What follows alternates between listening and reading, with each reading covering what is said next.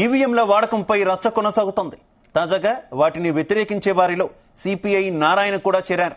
వాటిని ప్రపంచ దేశాలు తప్పుపడుతుంటే భారత్ ఇంకా వాటిని వాడడంపై అభ్యంతరం వ్యక్తం చేశారు. వచ్చే ఎన్నికల కల్లా వాటిని తీసేసి బ్యాలెట్ను వాడాలని నారాయణ సూచించారు.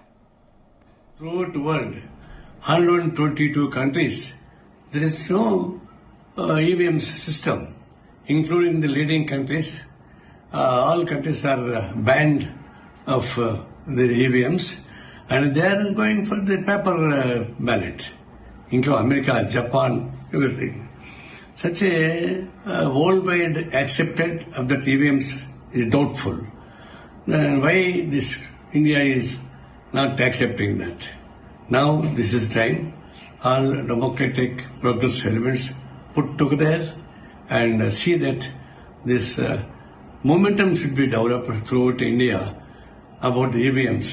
And the next elections, EVM should not be here. Such a movement, it is necessary, and we demand the central government also should discuss about this and withdraw the EVMs. Otherwise, it is encouraging the false and manipulated results. Throughout the world, 122 countries, there is no EVM system, including the leading countries. All countries are banned of the EVMs, and they are going for the paper ballot, including America, Japan, everything. Such a worldwide accepted of that EVMs is doubtful. Then why this India is not accepting that? Now this is time. All democratic progressive elements put together and see that this momentum should be developed throughout India about the EVMs. And the next elections, EVM should not be here.